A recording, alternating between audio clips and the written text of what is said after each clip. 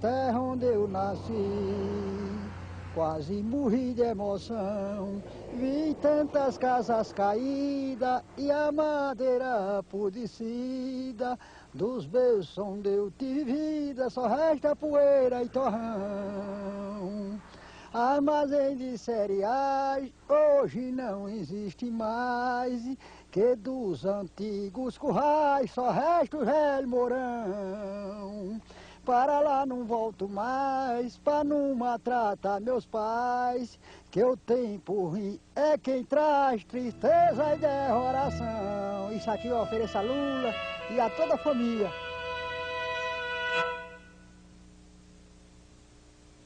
Muito obrigado. Muito obrigado.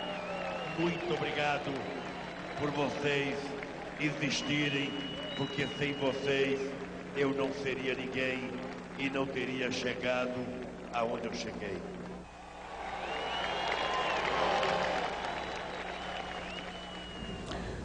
O Brasil deu ao mundo uma lição de democracia. Mais de 90 milhões de eleitores foram às urnas e não houve nenhum incidente grave em todo o país. 5 horas depois de iniciada a apuração dos votos, o candidato eleito já era conhecido. Ninguém questionou o método, nem o resultado da eleição. Um exemplo de coerência e de saúde política que impressionou o mundo todo.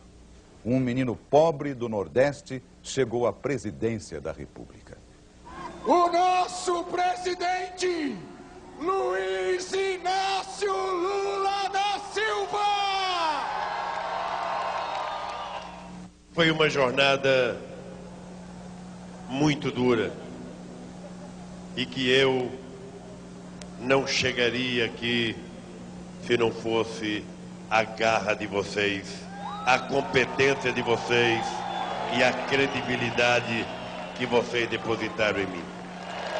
Quero agradecer às mulheres e aos homens deste país que fizeram com que a esperança derrotasse o medo nessa campanha de 2002.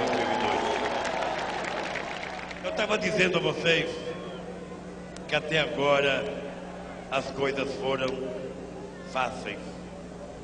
O difícil vai começar agora. Eu sempre comparo a política com o casamento.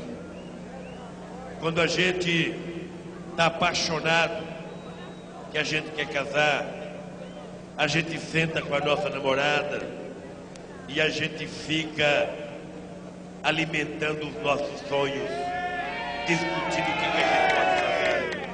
E a gente casa. E nem sempre tudo que a gente quis fazer, a gente consegue fazer com uma rapidez que a gente imaginava fazer. Vocês sabem que o nosso país vive uma crise. Mas sabe também que a nossa vitória é a concretização da esperança que nós acumulamos durante muitos e muitos anos neste país. Eu quero que vocês saibam que Zé Alencar e eu, e o governo que nós vamos montar, nós vamos trabalhar 24 horas por dia, de domingo a domingo, para que a gente possa cumprir cada coisa que nós prometemos nesta campanha. Eu quero, meus amigos e minhas amigas, dizer para vocês, não trairei um só momento a confiança que vocês depositaram no PT.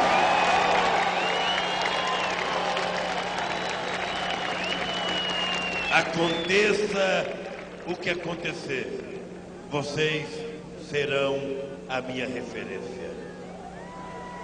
Se um dia eu cometer um erro, pode ficar certo que eu não terei nenhuma dúvida de ir para a televisão pedir desculpas ao meu povo pelo que eu errei. Mas quero dizer para vocês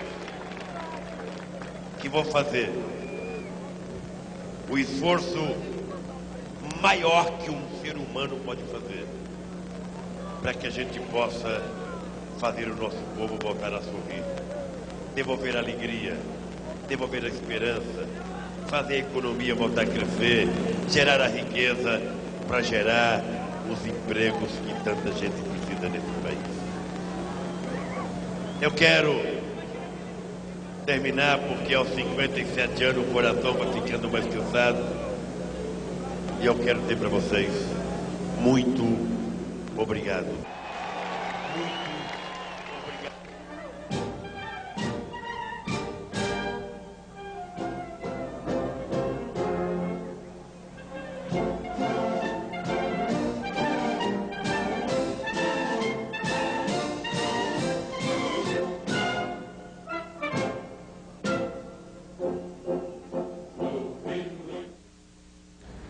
A campanha vitoriosa de Lula à presidência da República foi o resultado de um delicado e bem costurado sistema de apoios e alianças políticas. Para se tornar o 36º presidente do país, Lula e o PT tiveram que mudar. A eleição de Lula neste domingo teve um significado especial. Depois de amargar 3 derrotas consecutivas, o candidato do PT foi eleito numa campanha onde sempre esteve à frente nas pesquisas. Mas o caminho até a vitória foi longo e começou com uma disputa dentro do próprio partido. Este ano, Lula teve que disputar pela primeira vez a vaga de candidato do partido à presidência. O adversário foi o senador por São Paulo, Eduardo Suplicy, que acabou derrotado nas prévias nacionais do partido, conseguindo apenas cerca de 15% dos votos. Com a candidatura confirmada pelo partido, Lula intensificou a campanha e começou a costurar alianças. A mais importante delas com o PL do senador José Alencar. Uma negociação dura e que enfrentou forte resistência, principalmente da ala mais radical do PT. Mas a aliança acabou aprovada numa votação do Diretório Nacional do partido. O próximo passo, então, foi a busca de entendimento nos estados. Os acordos vieram, mas o anúncio da chapa de Luiz Inácio Lula da Silva à presidência, tendo o senador José Alencar do PL como vice, teve um preço. A senadora Heloísa Helena desistiu da candidatura ao governo de Alagoas. É evidente que eu sou contra a aliança com o PL em função do conteúdo programático do PL. Junto com as alianças, o PT também se empenhou e conseguiu apoios importantes como do governador de Minas e ex-presidente Itamar Franco, além de lideranças do PMDB. Não, vamos ganhar a eleição primeiro. Nós estamos para ganhar a eleição. Com as alianças definidas, as atenções se voltaram para as estratégias da campanha, principalmente em relação ao horário eleitoral. Lula agora surgia na televisão com ternos bem cortados, barba feita, gestos mais suaves e expressões menos carrancudas.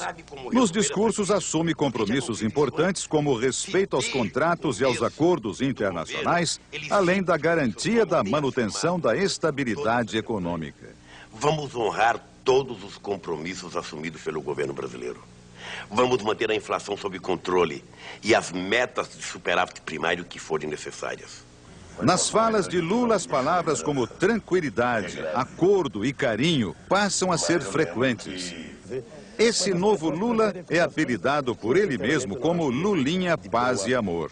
Quando nós falamos da dívida interna, nós falamos de milhões e milhões de brasileiros que têm sua poupança, que têm seus investimentos e que fazem parte dos investidores. Parece que 47% delas. E, obviamente, que nós temos que ter um carinho todo especial. A campanha do Partido dos Trabalhadores oferece ao eleitor uma mensagem positiva, repleta de propostas e evitando ataques e ofensas aos adversários. Sempre orientado pelo publicitário Duda Mendonça, considerado um dos grandes especialistas em campanhas eleitorais. Além de melhorar o desempenho do candidato nas pesquisas, a estratégia da campanha conseguiu reduzir a rejeição que há anos prejudicava o desempenho do petista. Outro trunfo importante foi a adesão de empresários de peso e que aceitaram gravar depoimentos de apoio ao candidato do PT no horário eleitoral.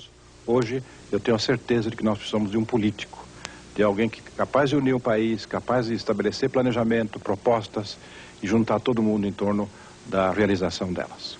Esse candidato é o Lula. Enquanto Serra, Ciro e Garotinho brigavam pelo segundo lugar nas pesquisas, o candidato do PT seguia tranquilo na liderança das intenções de votos.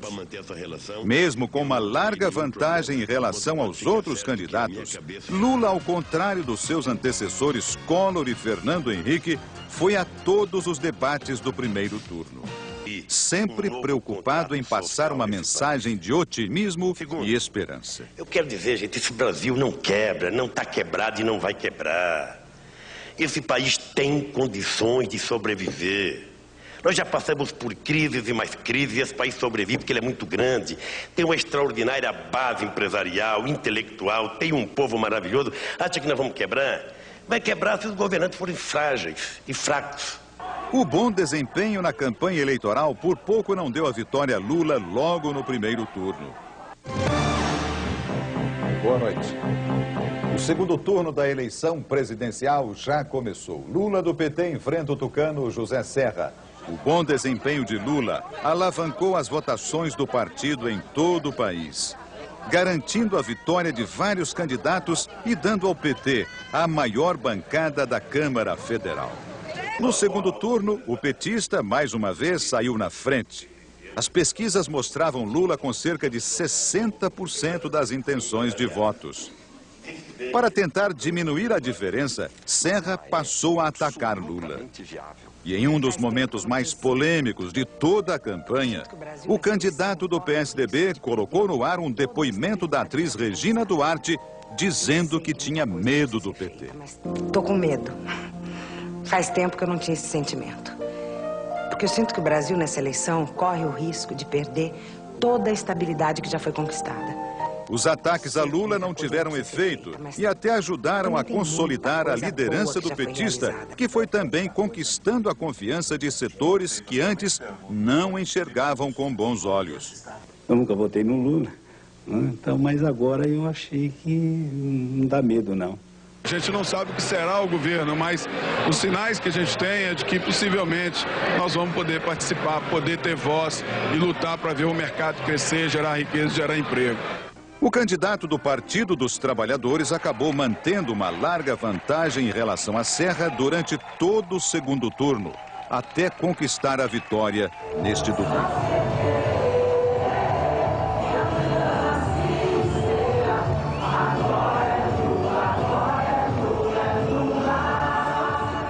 Lula nasceu em Várzea Comprida, Pernambuco. O distrito já pertenceu a Garanhuns e agora é de Caetés. Nas duas cidades, o presidente eleito tem parentes. A estrada que leva a Garanhuns tem a marca de rodovia perigosa. Essa viagem vai nos levar para Várzea Comprida, distrito de Caetés, terra natal de Luiz Inácio Lula da Silva. Isso aqui é o solo vegetal. Agora, dá o nome de areia pelas qualidades, porque tem areia, tem barro, tem a areia branca, tem a areia vermelha. Aí são vários tipos de solo, né? Ali perto da Palmeira tinha um mulungu. Seu Duda, outro primo de segundo grau de Lula, conta que a árvore era a preferida dos beija-flores. Isso aqui é uma casca do pé do mulungu. O pé do mulungu, ela bota uma flor e a beija-flor. Ela faz uma zoada, beija e vai-se embora, beija, mas é muita. O pé de mulungu era onde ele brincava com os irmãos, que é uma sombra muito linda, fria. Pensa numa sombra fria, a sombra do pé de mulungu. Seu Duda também revela como Lula e a criançada quebravam o coquinho. Isso aqui se botava a pedra aqui, ó, e esse coco com outra pedra. Olha, tá aqui a bolinha do coco, ó. Como pra você ver?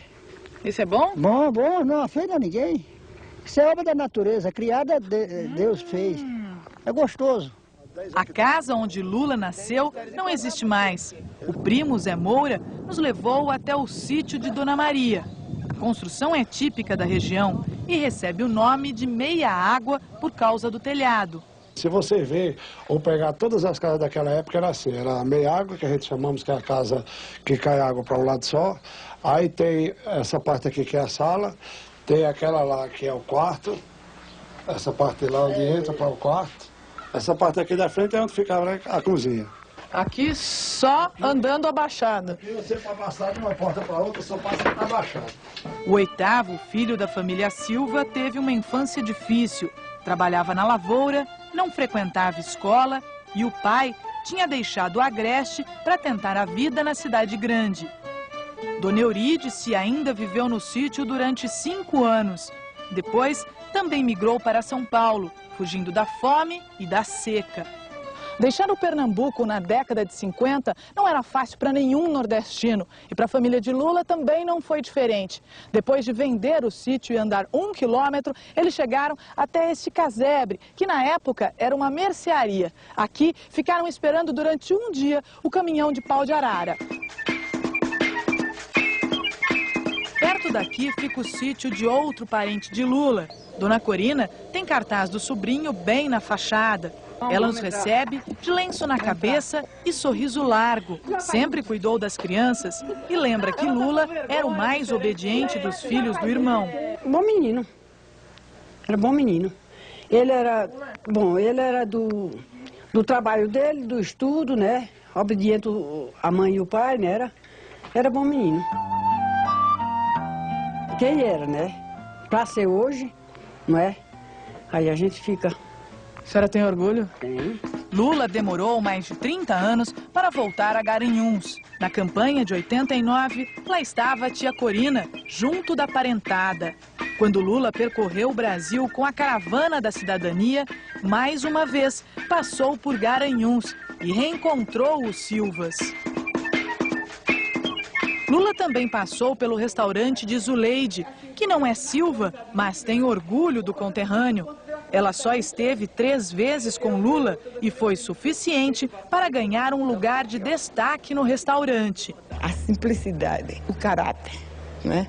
Lula é assim, uma pessoa muito inteira, é um homem assim, muito íntegro, muito honrado. Eu acho assim, a gente tem que admirar, eu admiro as pessoas quando são assim. João não tem Silva no nome, mas também é primo. Seguiu o rastro da família de Lula e também migrou para São Paulo. Morou na Vila Carioca, jogou bola com Lula e lembra quando, aos 14 anos, Lula tornou-se metalúrgico com diploma do Senai. Ele se destacava muito bem, se destacava bem também na profissão de torneiro, fazendo uma variedade de peças. Ele é um camarada muito inteligente, né? E é um rapaz que nasceu para comandar.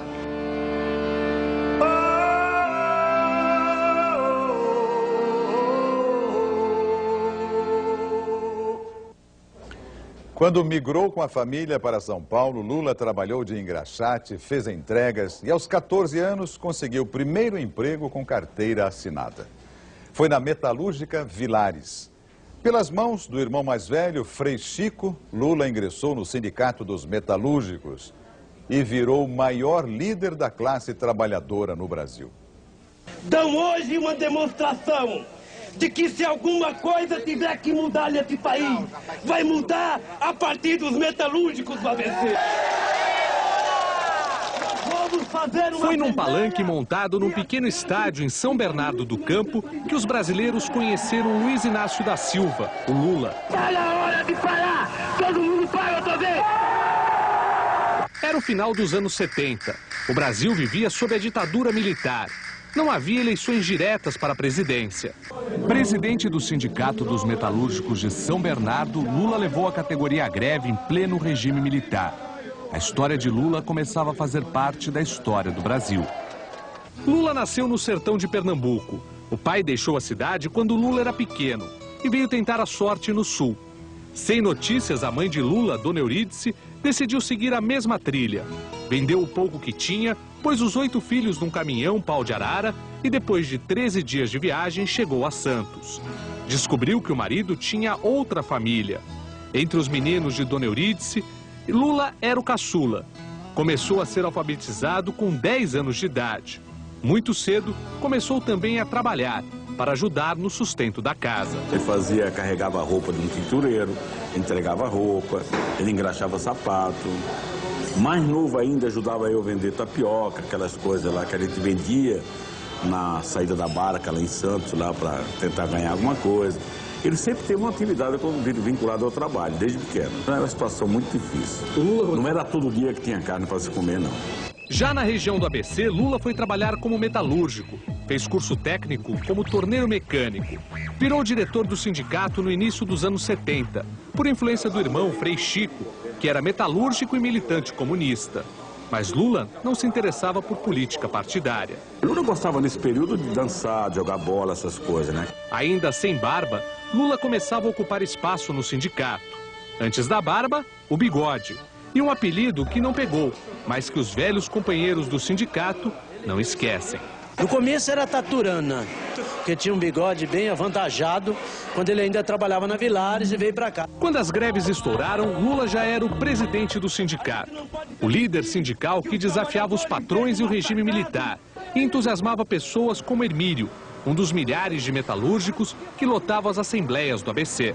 Eu lembro que era uma massa total, muita gente mesmo, e helicóptero rodando em cima da cabeça da gente, com metralhadora apontada para baixo, sabe?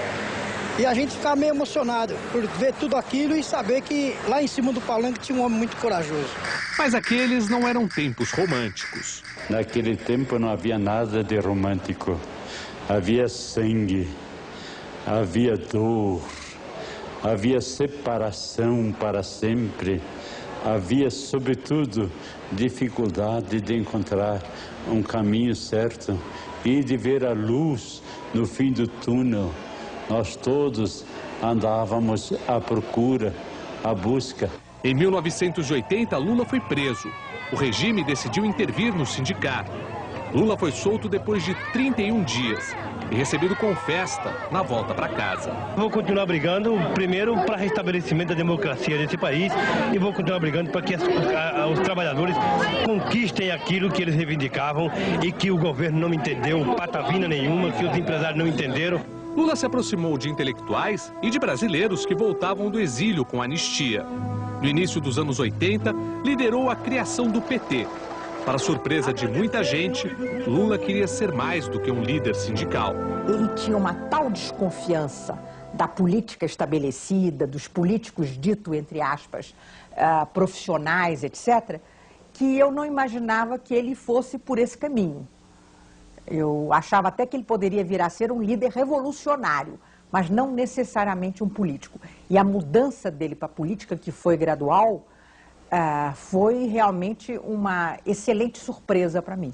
Na segunda parte do perfil de Lula, você vai ver que o caminho do Sindicato dos Metalúrgicos do ABC à presidência da República foi longo. E teve derrotas e vitórias nas urnas. A estreia de Lula como candidato aconteceu em 1982. Ele disputou o governo de São Paulo. O PT engatinhava e, com uma plataforma radical, Lula tentava se diferenciar dos políticos tradicionais que disputavam a eleição. De camiseta, o Lula de 82 dava assim o seu recado no final do debate entre os candidatos daquele ano. Eu gostaria de aproveitar esses 5 segundos antes da Lei Falcão para dizer uma coisa que já tomou conta do PT. O nosso número é 3.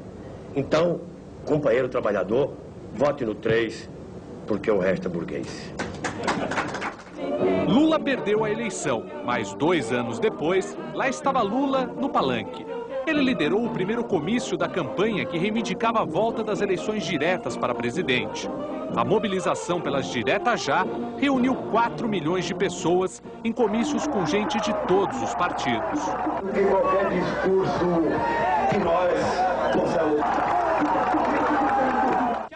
No palanque, Lula conviveu lado a lado com políticos experientes. Mas a emenda das diretas não passou no Congresso. A primeira grande vitória de Lula com o PT veio na eleição para a Assembleia Constituinte. Ele foi eleito o deputado mais votado do país, com 650 mil votos. O grande salto veio nas primeiras eleições para presidente em 89. Lula foi para a disputa, sem medo de ser feliz. era o slogan de Lula na campanha. Sem medo de ser feliz, quero ver chegar Lula lá, brilha uma estrela, Lula lá. Veja, nós vamos suspender o pagamento da dívida externa.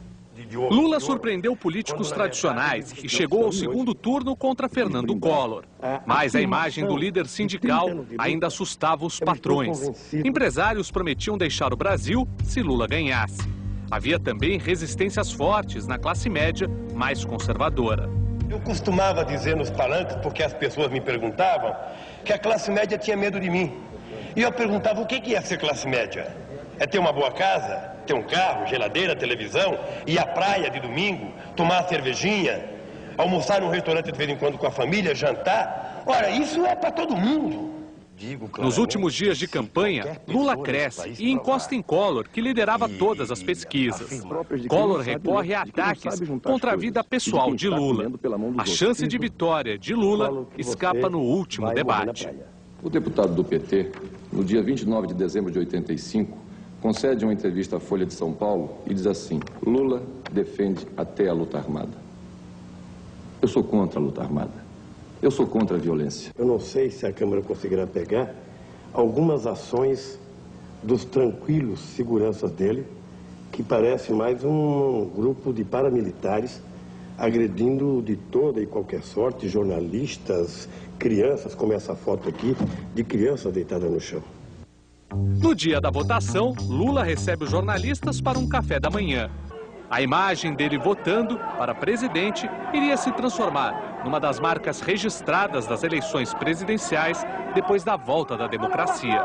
Então, imaginem vocês que depois de 29 anos de uma espera, a gente votar para presidente, eu acho que é um negócio gostoso, é um negócio que eu não estou votando para presidente, eu estou escolhendo um Brasil melhor. Lula perde, mas sai da eleição com quase metade dos votos e consagrado como líder da oposição. Quem ganha, dura pouco no poder. Não me deixem só. Eu preciso de vocês. O governo Collor é marcado pelo confisco e por denúncias de corrupção. O presidente eleito sofre impeachment e perde o cargo. Assume Itamar Franco. O PT, que lutou pelo impeachment, não entra no governo Itamar. Lula embarca numa caravana pelo interior do país, que pavimenta sua nova candidatura à presidência da República. Deixar que o monumento se destrua, apesar de ter sido transformado em patrimônio da humanidade. Lula vai em busca das histórias de um Brasil desconhecido da maioria dos próprios brasileiros. Descobre a realidade dos seringueiros da Amazônia, dos cortadores de babaçu no Nordeste, do peão da fronteira do sul do país. Lula discursa nas missões do Rio Grande do Sul, nas aldeias indígenas e percorre o Rio São Francisco.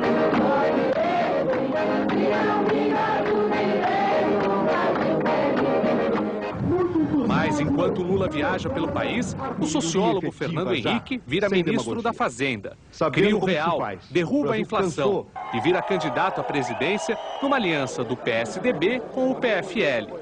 O PT menospreza o poder do real. Você corre o risco de ter um plano apenas para efeito de eleições.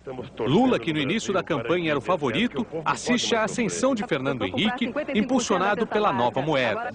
Antigos aliados na luta pela redemocratização, Lula e Fernando Henrique disputam a presidência. Eles aumentaram exageradamente os preços, né, e aumentaram o que não deviam aumentar, porque ficou uma exorbitância a comparação, o poder de compra de salário mínimo. E eu acho que só tem duas alternativas: eles reduzem o preço ou se aumenta o salário. E o que o senhor tem a dizer? Não, eu acho muito bom, porque se o Lula pensasse sempre assim desde antes, nós tínhamos avançado mais. É melhor antes tarde do que nunca. Fernando Henrique vence, prometendo estabilidade e o fim da inflação que atormentava os brasileiros. Começa a era FHC. Tá na sua mão, na minha mão, na mão da gente, fazer de Fernando Henrique nosso presidente. Entre uma campanha e outra, Lula organiza o PT e faz o que mais gosta: passar horas conversando com os velhos amigos de São Bernardo. O bar de um ex-metalúrgico é um dos pontos de encontro. Aí ele fala para a Divina assim: Divina, faz a chuleta, mas põe 2 ovos aí para mim, certo? Ele vem, você vê a família, os companheiros. Com os amigos, pouca política e muita conversa sobre futebol. corintiano, Lula, quando criança, queria ser jogador. No time de várzea, era um talentoso meia-direita. Já como político, no time do PT, ainda buscava o melhor lugar no campo. O técnico era um técnico que muito esquerdista. Me colocou para jogar na direita. Eu fiquei distante do povo. Então eu não pude render o que eu tinha direito de render. O time dele não gostava de perder. Mas em 98 a derrota já era anunciada. Lula foi de novo candidato e perdeu no primeiro turno a disputa para a presidência. Fernando Henrique é reeleito. O PT descobre que é preciso mudar. Na quarta tentativa de chegar à presidência, Lula escolhe um empresário como candidato a vice de sua chapa. A campanha ganha o reforço do antigo marqueteiro de Maluf, Duda Mendonça. Na propaganda, poucos ataques e muitas propostas.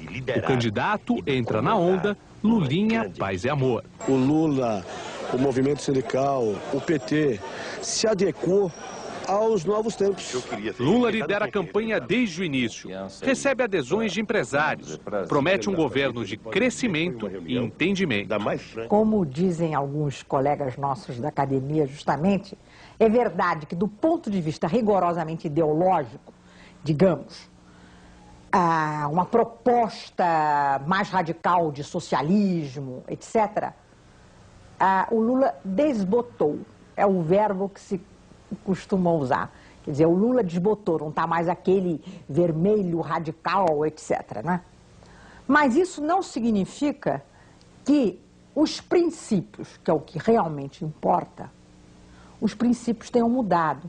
Recentemente mesmo, nesses últimos programas, entrevistas, ele tem dito que para quem quer uma sociedade mais fraterna, mais solidária, mais justa,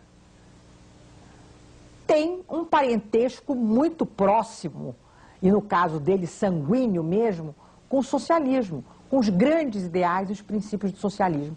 Enquanto os adversários brigam pelo segundo lugar, Lula lidera nas pesquisas. Mas apesar da grande vantagem, a vitória não acontece no primeiro turno. A onda vermelha que varre o país dá ao PT a maior vitória eleitoral da história do partido. O PT elege a mais numerosa bancada de deputados da Câmara Federal e dobra o número de senadores. Ainda elege 2 governadores no primeiro turno. Lula começa as 3 semanas de campanha para o segundo turno com boas notícias. Recebe o apoio dos 2 principais candidatos derrotados, Antony Garotinho e Ciro Gomes. A campanha petista bate na tecla da mudança. O Brasil, de ponta a ponta, mostrou claramente nas urnas a sua vontade de mudar. 76% dos eleitores brasileiros votaram a favor da mudança, a favor do Brasil. O adversário de Lula, José Serra, diz que a vitória do petista poderia colocar o Brasil no caminho da Argentina e da Venezuela, 2 vizinhos marcados pela crise e instabilidade. Os tucanos tentam explorar o medo do desconhecido com Lula na presidência. Eu tenho medo. Como Regina Duarte, eu também estou com medo. Medo de não poder dizer que estou com medo. Com larga vantagem nas pesquisas, Lula prefere muitas viagens pelo Brasil e apenas um debate. Para acalmar o mercado, que vive a turbulenta mistura da alta do dólar, aumento de juros e risco de inflação, Lula se reúne com empresários, promete autonomia operacional para o presidente do Banco Central e regras claras para o mercado. Um ambicioso projeto retorna à agenda política do país, o pacto social entre trabalhadores e empresários. E eu sei que não posso errar. Qualquer um pode errar. Eu sei que eu não posso errar. Lula sabe que hoje encarna a esperança da maioria do povo brasileiro que deseja mudança. Sentimento presente nos 60 comícios que Lula realizou ao longo desta campanha e confirmado no voto que transformou em realidade o sonho do operário que queria ser presidente da República. Um sentimento que emocionou Lula no comício que o petista realizou no dia 1º de outubro, aqui em São Bernardo, onde tudo começou. Um gesto tão ou mais simbólico do que ganhar a presidência da República é a gente provar a quem quer que seja uma frase que eu disse em 1979, que ninguém nunca mais ouse duvidar da classe trabalhadora.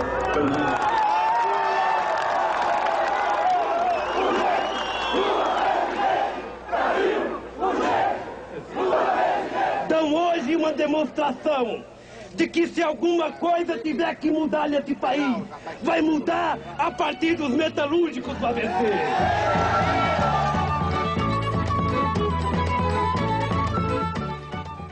O PT agora vai deixar de ser oposição para se tornar governo. Já o PSDB e os partidos que apoiavam o presidente Fernando Henrique prometem fazer uma oposição responsável e a favor do Brasil. Não tivemos êxito na eleição presidencial. Nós somos um partido de grande responsabilidade pública, seremos oposição, uma oposição que não precisa reafirmar, uma oposição que não significa ser do contra.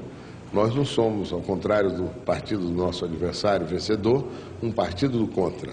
Nós somos um partido político que, em certas circunstâncias, foi governo, é governo, e em certas circunstâncias foi e é oposição, construindo convergências e os melhores caminhos para o Brasil. O Lula vai enfrentar um quadro aí muito sério, que é uma crise de confiança aí nos mercados financeiros, em cima aí do Brasil, precisa restabelecer essa credibilidade. Agora, a credibilidade no sentido financeiro não se faz assim em termos apenas de declarações, de vontades, é preciso de providências concretas. E espero que haja uma relação muito fértil com o Congresso Nacional. Acho que esta eleição é reveladora de um grande instante democrático do país. Pela primeira vez se estabelece no país uma forma de transição estabelecida pelo governo que, convenhamos, não está ganhando as eleições. Então nós estamos com uma democracia muito amadurecida. Eu espero que o Lula consiga fortalecer essa democracia no país. Uma das principais bandeiras do governo Lula é a realização de um pacto social, reunindo representantes dos mais diversos setores da sociedade brasileira em favor de um grande projeto nacional. Só que experiências passadas mostram que a concretização de um pacto social não é tarefa fácil. A década de 70 encontrou a Espanha devastada por um século de guerra civil e por 40 anos de uma das mais severas ditaduras contemporâneas da Europa. Com a morte do ditador Francisco Franco, a sociedade espanhola decidiu construir um acordo para reinstitucionalizar o país. Esse acordo, firmado em 25 de outubro de 1977, ficou conhecido como Pacto de Moncloa e até hoje é uma referência para a solução de grandes crises institucionais. Os conservadores aceitaram a legalização dos partidos e dos sindicatos. E a esquerda concordou com a manutenção da monarquia. O rei Juan Carlos convocou uma Assembleia Constituinte. Preços e a inflação foram controlados com a redução negociada de salários e despesas públicas. O Pacto de Moncloa é a referência que Lula adota como tema de seu futuro governo. Durante a campanha, ele desenhou o embrião dessa negociação. Fez várias reuniões com entidades patronais e de empregados. Agora, sua intenção é reunir todos os setores, especialmente aqueles com interesses antagônicos, ao redor da mesma mesa para negociar um pacto nacional. Muita gente falou em pacto a vida inteira no Brasil e nunca fizeram, porque pacto pressupõe interlocução séria. E nós vamos fazer, nos primeiros meses de governo, uma espécie de radiografia de cada setor. O que tem de bom naquele setor, o que está dando certo, o que não está dando certo e falta um empurrãozinho para dar certo, o que está falhando que tem que ser tirado fora. Para quê? Para que a gente comece a governar esse país com um potencial de todos os setores da sociedade a 100 por hora. Costurar um pacto nacional é uma tarefa complexa e dificílima. Na história recente do Brasil, 3 presidentes tentaram propor negociações assim tão amplas.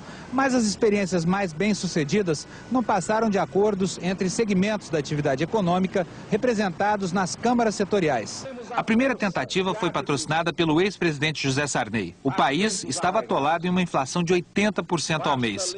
O presidente não tinha força e não havia mais instrumentos de política econômica que fossem eficientes. Coube ao então ministro Mailson da Nóbrega gerenciar toda a confusão que se criara. E, segundo ele, não havia nenhuma alternativa a não ser pactuar com a sociedade um mínimo de condição de governabilidade. Naquela época, nós vivíamos um período hiperinflacionário, sem instrumentos para enfrentá-lo. O Ministério da Fazenda não tinha nenhum instrumento, o orçamento estava liquidado, a taxa de juros não exercia o seu papel tradicional. E o presidente Sarney, que conduzia essa liderança com muito sacrifício, com muito denodo, ele não tinha nenhuma força política. Fernando Collor também tentou negociar acordos setoriais, mas foi só durante o curto governo Itamar Franco que as negociações efetivamente avançaram. Foram especialmente produtivas para a indústria automobilística, que conseguiu reativar a produção e gerar empregos. Paulo Pereira da Silva, o Paulinho, era um dos sindicalistas que comandavam negociações em nome dos empregados nas câmaras setoriais.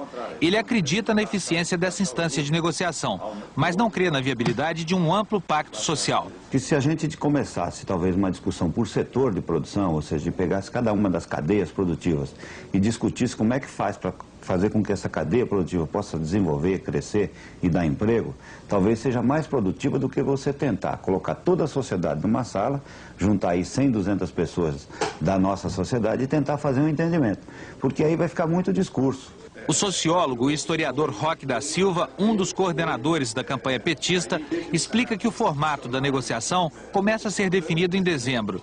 Ele acha que todas as condições estão criadas e a sociedade está madura.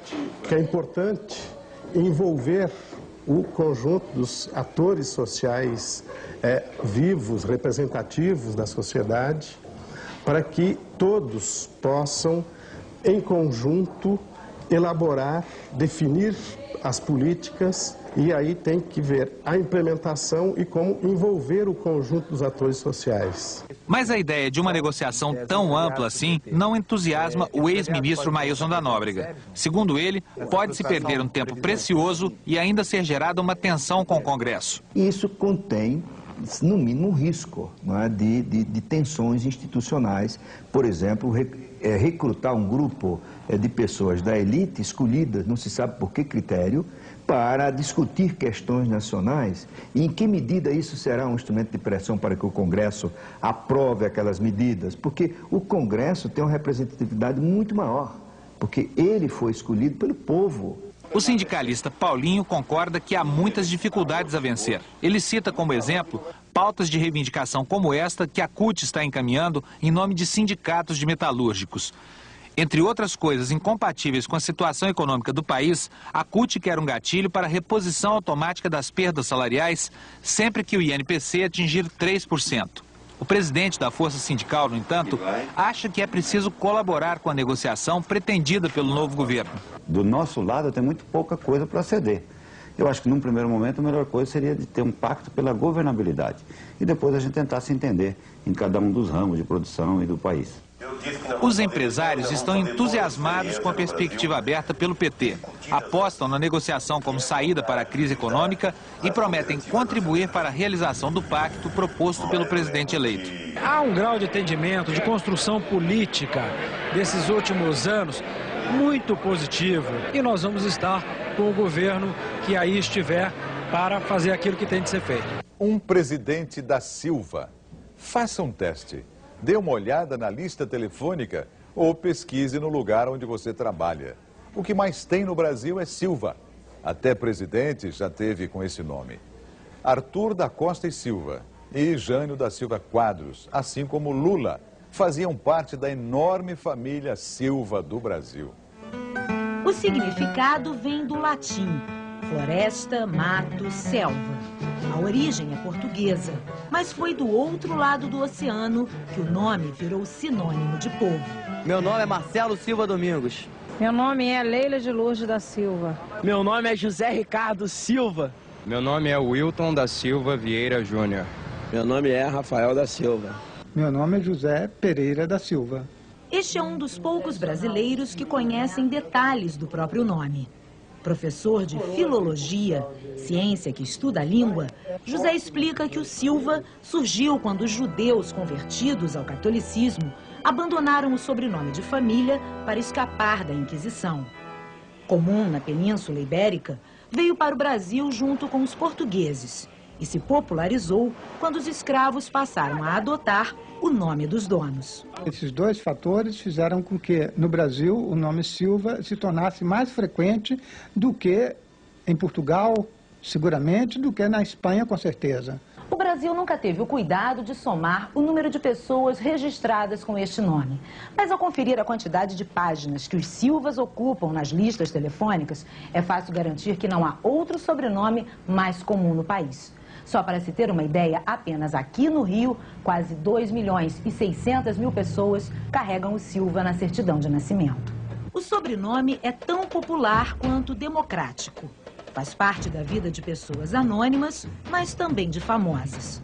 No esporte, um dos nossos maiores ídolos se chamava Ayrton Senna da Silva. O lendário lampião dos livros de história foi registrado Virgulino Ferreira da Silva. O último dos malandros, Kid Morengueira, assinava Antônio Moreira da Silva. Já na política, Arthur da Costa e Silva foi presidente de 67 a 69 e recheou sua biografia como protagonista de um dos períodos mais negros da história brasileira. Eu não poderia deixar de agradecer o inestimável serviço que esse companheiro prestou nessa campanha. 33 anos depois, outro Silva chega ao poder. Ou melhor, dois. O vice de Lula, conhecido apenas como José Alencar, também é da Silva. Meu nome é Luiz Inácio Silva. A coincidência não se limita ao nome. Da mesma forma que o xará famoso, este Luiz Inácio também deixou Pernambuco para tentar a vida em São Paulo. Já foi metalúrgico e está há 4 meses desempregado. Assim como a mulher, Raimunda, empregada doméstica. A falta de dinheiro baixou a autoestima de Lula, como é chamado pelos amigos, mas não roubou a esperança. Ela esperou a mudança, né? Assim como ele tentou, né? Na primeira vez não deu certo, com o Collor, né? E eu acho que agora chegou a vez de mudar, né? O nome do presidente eleito aparece 2 vezes na carteira de identidade deste marceneiro, que herdou o nome do pai. Casado, 47 anos, Luiz Inácio sua a camisa para que as 3 filhas consigam passar da 4ª série onde ele parou de estudar. Sente a crise econômica no bolso todos os meses, mas não desiste dos sonhos. Sempre a gente espera um futuro melhor, né? Luiz Inácio da Silva Bastos carrega a estrela do PT com o mesmo orgulho com que exibe o nome na identidade. Carioca, 52 anos, é formado em administração de empresas, mas trabalha numa escola municipal. Eleitor de Lula desde 89, ainda comemora a vitória de seu candidato e manda um recado para o futuro governante deste país dos Silvas. Eu gostaria que ele fizesse um ótimo governo e que honrasse nosso nome, Luiz Inácio da Silva. No PT, os militantes se chamam uns aos outros de companheiro. Há quase 30 anos, uma mulher de personalidade forte tem mais motivos do que qualquer pessoa para chamar o futuro presidente de companheiro. Uma mulher de poucas palavras, que evita falar em público e não gosta do assédio da imprensa. Marisa Letícia Lula da Silva sempre foi assim, mas desta vez não teve jeito. Na 4ª campanha do marido, Luiz Inácio Lula da Silva, para presidente, ela precisou aparecer. Sem ela, eu não teria chegado aonde cheguei, a minha companheira Marisa, com quem eu vivo há 28 anos.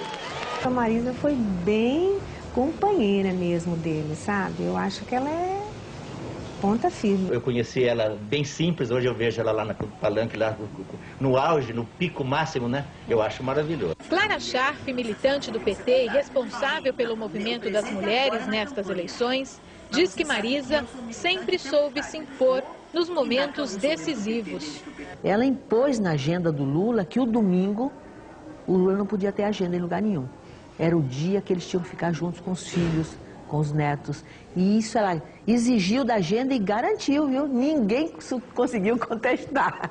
Essa Marisa, de 52 anos, que os eleitores viram nos palanques ao lado de Lula, mexeu no visual. Fez cirurgia plástica no rosto, mudou o corte de cabelo e trocou as saias e os chinelos por terninhos bem cortados e ajustados. Quando eu vi, falei, mãe, olha que banho que deram na Marisa.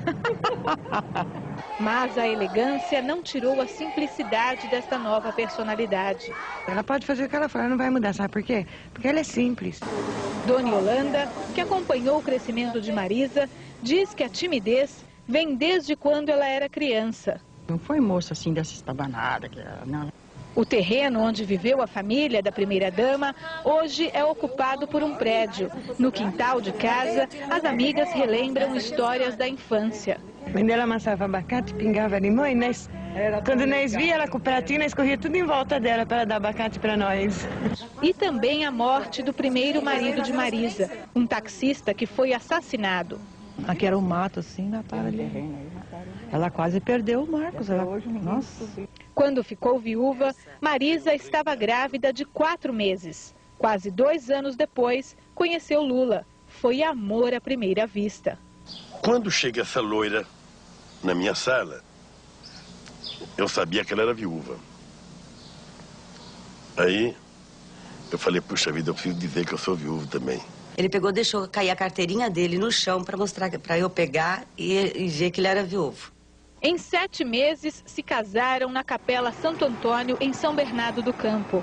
Lula assumiu o primeiro filho de Marisa. Ele chegou para o Lula e falou, não dava para o senhor colocar o seu nome em mim, porque todo mundo fala que você é meu pai, só que eu não tenho o teu nome. Ele acabou adotando o Marcos como filho dele. Quando se casou em 1974 com o então metalúrgico Luiz Inácio Lula da Silva, a nova primeira-dama do país veio morar nesta casa, num bairro simples de São Bernardo do Campo. Foi aqui, neste sobrado, que o casal viveu os primeiros anos do casamento. Os vizinhos que conviveram com a família Silva guardam boas recordações e momentos que ficaram para a história do país. A ditadura militar e a prisão do marido sindicalista marcaram a vida não só do casal.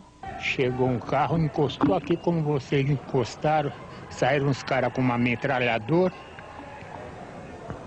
Os meninos dele eram pequenininhos ainda. E a gente não pode intervir, né? E os meninos começaram a chorar e ele foi embora. Foi muito triste. O que o senhor imaginou naquele dia? Eu calculei que ele ia acabar com a vida dele, né? 31 dias depois, Lula foi libertado. Marisa se rendeu às entrevistas, do jeito dela, simples, com a criançada em volta e sotaque de interior. Eu acho que ele deve fazer o que ele gosta, o que ele quer. Então eu apoio ele em todos os sentidos. O que ele decidir, eu estou com ele. Apoio que Clara Scharf presenciou em muitas situações difíceis. O fechamento do sindicato, aquela coisa toda, eles ficaram sem ter onde reunir. Ela não teve dúvida, em casa ela afastou os móveis assim no canto, explorou, depois então o sindicato vai ser aqui, na casa. Marisa sempre frequentou o comércio, o supermercado e as feiras do bairro onde moravam. No restaurante, a confirmação da simplicidade de Marisa. Mais do que isso, uma dica para os futuros cozinheiros do Planalto. Eles gostam de arroz, feijão, bifinho que seja, a chuleta que eles gostam e um ovinho frito, não pode faltar. O mestre Cuca lá em Brasília, pode ficar sossegado. O cliente é excelente, não faz reclamação. Lula diz que o senador José Alencar não será um vice-presidente, mas um parceiro no comando da nação. A aliança entre o presidente operário e o vice-patrão é mais uma novidade que Lula introduz na história política brasileira. O sorriso no rosto é a marca registrada de José Alencar Gomes da Silva. E não é para menos.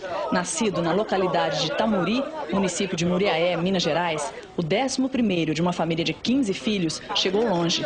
Já se vão mais de 50 anos desde que o então jovem de 18 anos abriu seu primeiro negócio, uma loja de tecidos em Caratinga, montada com dinheiro emprestado do irmão mais velho. O mais novo, Antônio, que sempre trabalhou junto com José Alencar, não esquece os tempos de dificuldades em que os dois tinham que morar em um pequeno quarto nos fundos da loja por falta de dinheiro para alugar uma casa. E nós somos de uma origem muito simples. E ele conseguiu fazer uma mudança extraordinária na vida. e conquistando pontos quase que inacreditáveis para um homem. A prosperidade de José Alencar é mesmo inacreditável. Atualmente é um dos maiores empresários do país, dono de um patrimônio que inclui 11 indústrias têxteis em 4 estados brasileiros, que estão entre as mais modernas do mundo. Neste escritório em Belo Horizonte, José Alencar comanda todos os seus negócios, mas esta mesa de trabalho dele tem ficado ocupada somente 2 dias na semana. Nos outros, sai o empresário, entra o senador José Alencar, que fica em Brasília.